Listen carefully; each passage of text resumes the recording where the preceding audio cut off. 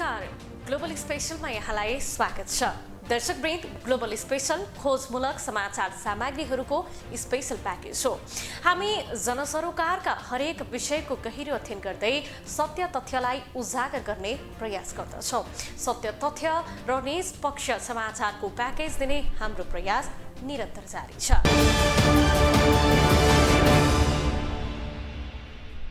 दर्शकवृन्द, नेपाली कांग्रेसले आगामी आम निर्वाचनमा अहिलेको गठबन्धन कायमै राखेर सहभागी हुने निर्णय गरेको छ। 5 दिनसम्म बसेको कांग्रेस केन्द्रीय समितिको बैठकले गठबन्धन कायमै राखेर चुनावमा जाने निर्णय गरेको हो। चुनावमा सिट बाँडफाँड गर्दा भने धेरै हिस्सेदारी लिने निर्णय समेत कांग्रेसले गरेको छ।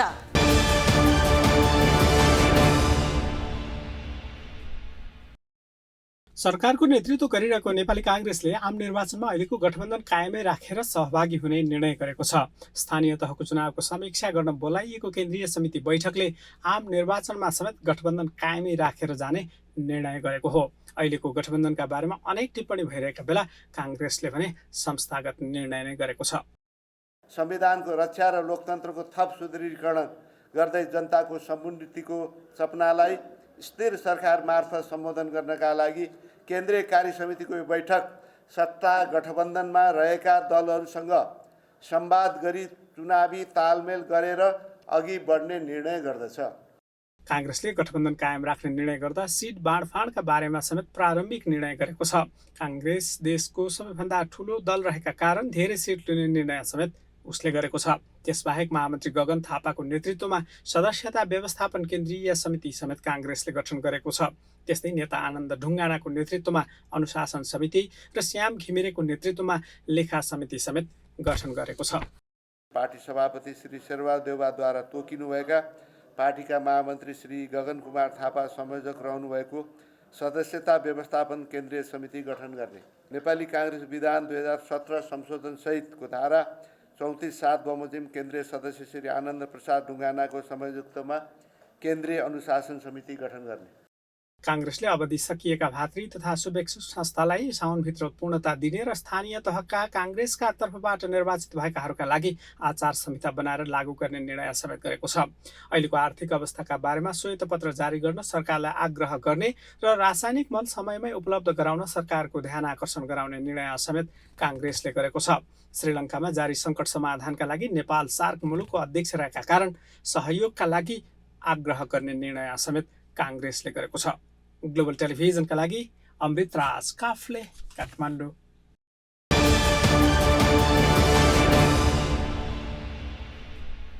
सत्तारूढ कांग्रेस प्रदेश र प्रतिनिधि सभा सदस्य निर्वाचनमा पनि गठबन्धन दलसँग तालमेल गर्ने पक्षमा देखिएको छ। केन्द्रीय कार्य समिति बैठकमा स्थानीय तह निर्वाचनको परिणाम विश्लेषण र गठबन्धनमाथि समीक्षा गर्ने क्रममा अधिकांश नेताले आगामी निर्वाचनमा पनि तालमेललाई निरन्तरता दिनुपर्ने धारणालाई प्रस्तुत गरेका छन्। कांग्रेस किन त्यो तहसम्म पुग्यो? पार्टी सभापति शेरबहादुर देउवाले समेत चुनावी गठबन्धनको विकल्प नरहेको बताउँदै गर्दा कांग्रेसलाई सिट बाँडफाँड गर्न चाहिँ कतिको सहज होला त?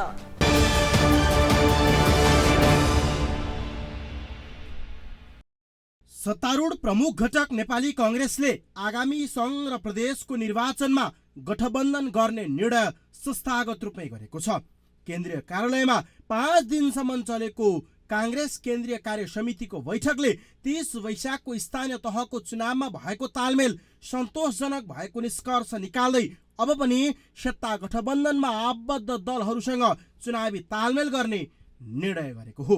त्यसो त स्थानीय तह चुनावका बेला तालमेल गर्ने विषयमा विभाजित नेपाली कांग्रेस संघीय चुनावमा गठबन्धन गर्ने बारे भने एक ढिक्का भएको छ। वैशाख 30 गते सम्पन्न स्थानीय निर्वाचनबाट पहिलो दल बनेको नेपाली कांग्रेसलाई आसन्न प्रतिनिधि सभा तथा प्रदेश सभाको निर्वाचनमा स्पष्ट बहुमततर्फ लक्षित गराउँदै संविधानको रक्षा र लोकतन्त्रको थप सुदृढीकरण गर्दै जनताको समुन्नतिको सपनालाई स्थिर सरकार मार्फत सम्बोधन गर्नका लागि केन्द्रीय कार्य समितिको यो बैठक सत्ता गठबन्धनमा रहेका दलहरूसँग संवाद गरी चुनावी तालमेल गरेर अघि बढ्ने निर्णय गर्दछ।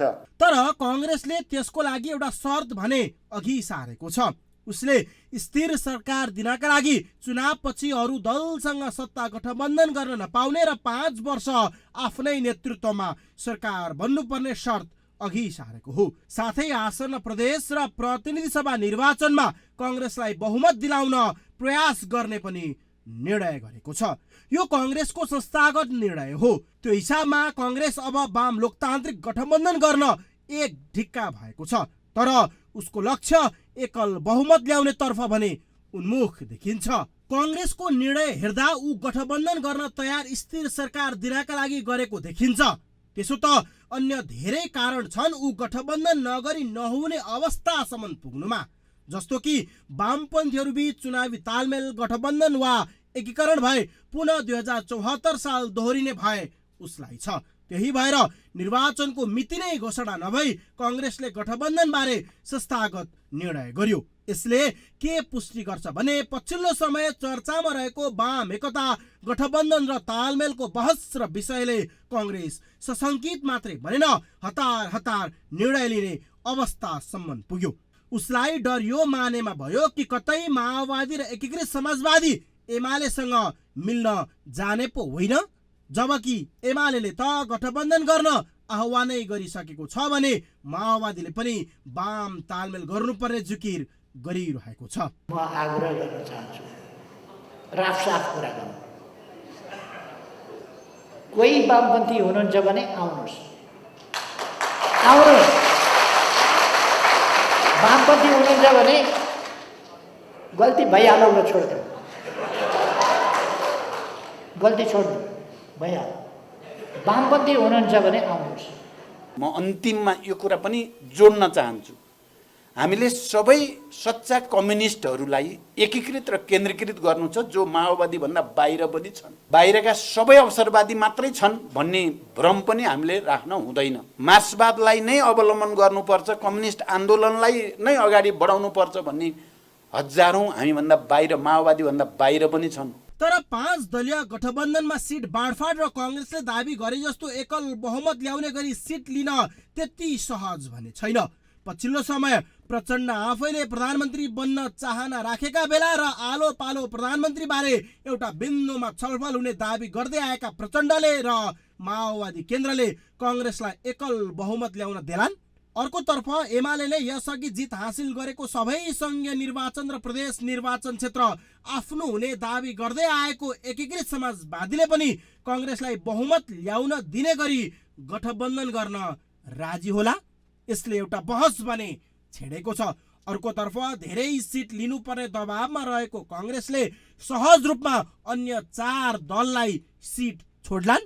क्यामेरामा विजय ठकुराठीका साथमा विकास आचार्य, काठमाडौँ।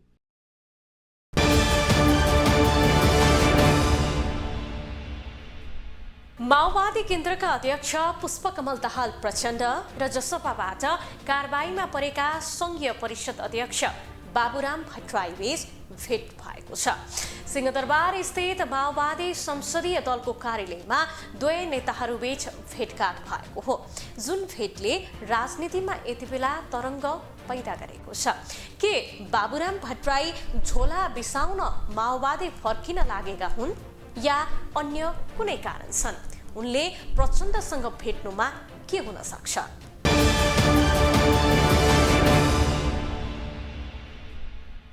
एकातिर बहस वाम गठबन्धन तालमेल वा एकीकरण गरेर चुनावमा जानुपर्ने भन्ने छ भने अर्कोतिर तिनै वामपन्थी दलका नेताहरू समाजवादी केन्द्र बनाएर जानुपर्नेमा पनि छलफल गरिरहेका छन्। वामपन्थी दलहरू नै भए त्यो पनि ठिक नभए अर्को बाटो भए पनि जानुपर्ने भन्दै किन दुईवटा डुङ्गामा खुट्टा हालिरहेका छन्? त्यसो त पछिल्लो समय समाजवादी केन्द्र गठन गरेर जानुपर्ने लाइनमा अझ बढी सक्रिय डाक्टर बाबुराम भट्टराई देखिएका छन्। त्यसपछि नेकपा एकीकृत समाजवादी र माओवादी केन्द्रले पनि अबको यात्रा समाजवादको भन्दै भन्न थालेका छन्। अझ उनीहरू त कम्युनिस्टहरू एक भएको फरक पोल बनाउन जुटेका नै छन्। निरन्तर रूपमा बाबुराम भट्टराईले समाजवादी केन्द्र निर्माणको बारेमा एउटा प्रस्ताव अगाडि सार्नु भएको छ। त्यो विषयमा छलफल उहाँले विभिन्न नेताहरूसँग भेटेर गरिराख्नु भएको छ। त्यही सन्दर्भमा प्रचण्डजीसँग पनि भेटघाट भएको कुरा सत्य हो। अब यही विषयलाई लिएर चाहिँ पार्टीभित्र कलह बढ्यो, पार्टीभित्र चाहिँ यसले अस्वस्थ खालको वातावरण तयार गर्यो भनेर त कसरी तर्क गर्न सकिन्छ र? यसरी यी दुई विषयमा बहस चलिरहेको बेला नेकपा माओवादी केन्द्रका अध्यक्ष पुष्पकमल दाहाल प्रचण्ड र पूर्व प्रधानमन्त्री डाक्टर बाबुराम भट्टराई बीच भेटवार्ता भएको छ। सिंहदरबार स्थित माओवादी संसदीय दलको कार्यालयमा दुई नेताहरूबीच भेटवार्ता भएको हो। भेटपछि केन्द्रका अध्यक्ष दाहालले नै भनेका छन् कि समाजवादी केन्द्र गठनबारे पनि छलफल भयो। प्रचण्डले गठबन्धन बनाउने सन्दर्भमा अरू पार्टीहरूसँग पनि कुरा गर्ने सहमति भएको जिकिर गरेका छन्। काङ्ग्रेसले सही निर्णय गरेछ, हाम्रो पनि यही गठबन्धन लिएर जाने भन्ने छ। यो गठबन्धनमा यताउता गर्ने भन्ने हाम्रो कहीँ कतै छैन, क्लियर पार्नु होला। आज बाबुरामजीसँग भेटघाट गर्नु बाबुरामजी पनि गठबन्धनमै हुनुहुन्छ नि। अहिले चाहिँ उहाँ अब त जसपाबाट अलग हुने अलग भए पनि यो गठबन्धन कुनै हालतमा छोड्दिन भन्ने छ बाबुरामजी। बाबुराम भट्टराईको जोड अहिले पनि समाजवादी केन्द्र निर्माणमा देखिएको छ। समुन्नत समाजवाद सम्भव नभए तत्काल वाम लोकतान्त्रिक चरित्र सहितको समाजवादी केन्द्र निर्माण गरेर जानुपर्ने उनी लगायत नेताहरूको चाहना रहेको देखिन्छ। तर प्रचण्डसँगको भेटमा भने तत्काल चाहिँ पार्टी एकतामा जान सकिने गरी छलफल भएको पाइएको छ। प्रचण्डले आफूहरूसँगै एकता गर्न आउन आग्रह र जोड पनि दिएका छन्। सिंहदरबारमा 1 घण्टा भन्दा बढी एक्लै उनीहरूबीच संवाद भएको थियो। भर्खर मात्रै जसपाबाट कारबाहीमा परेका नेता भट्टराई यस अघिदेखि नै प्रचण्डसँग छलफलमा थिए। अहिले यो भेटले चाहिँ एक प्रकारको तरङ्ग पैदा गरिदिएको छ। प्रचण्डले भने जस्तो सबै माओवादीहरूलाई एक ठाउँमा ल्याउने गरी उनी लागेका त होइनन् र बाबुराम पनि पीडित भएको अहिलेको अवस्थामा उनको ध्याय सके समाजवादी केन्द्र बनाउने नभए माओवादी केन्द्रमा भए पनि लगेर झोला बिसाउने भन्ने त होइन भन्ने पनि चर्चा छ। क्यामेरामा विजय ठकुराठीका साथमा विकास आचार्य, काठमाडौँ।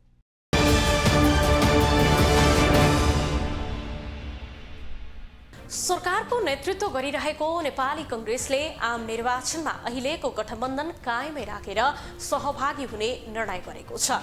अहिलेको गठबन्धनका बारेमा अनेक टिप्पणी भइरहेका बेला कांग्रेसले भने संस्थागत निर्णय गरेको हो। त्यसो त स्थानीय तह चुनावका बेला तालमेल गर्ने विषयमा विभाजित नेपाली कांग्रेस संघीय चुनावमा गठबन्धन गर्ने बारे भने एक ढिक्का भएको छ।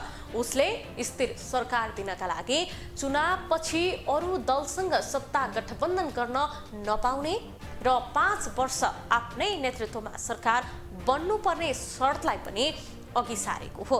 यो कांग्रेसको संस्थागत निर्णय हो। यता माओवादी केन्द्रका अध्यक्ष पुष्पकमल दाहाल प्रचण्ड र जसपाबाट कारबाहीमा परेका संघीय परिषद अध्यक्ष बाबुराम भट्टराई बीच भेट भएको छ। सिंहदरबार स्थित माओवादी संसदीय दलको कार्यालयमा दुई नेताबीच भेटवार्ता भएको हो। भेटपछि प्रचण्डले गठबन्धन बनाउने सन्दर्भमा अरू पार्टीसँग पनि कुरा गर्ने सहमति भएको जिकिर गरेका छन्। तर अहिलेको यो भेटले एक प्रकारको तरङ्ग नै पैदा गरिदिएको छ। प्रचण्डले भने जस्तो सबै माओवादीहरूलाई एक ठाउँमा ल्याउने गरी उनी लागेका त होइनन् र बाबुराम पनि पीडित भएको अहिलेको अवस्थामा उनको ध्येय सके समाजवादी केन्द्र बनाउने नभए माओवादी केन्द्रमा भए पनि लगेर झोला बिसाउने भन्ने त होइन भन्ने चर्चा पनि चुलिन थालेको छ। जे होस्, एकातिर बहस वाम गठबन्धन तालमेल वा एकीकरण गरेर चुनावमा जानुपर्ने भन्ने छ भने अर्कोतिर तिनै वामपन्थी दलका नेताहरू समाजवादी केन्द्र बनाएर जानुपर्नेमा पनि छलफल गरिरहेका छन्। हस्त आजलाई ग्लोबल स्पेशल यति नै।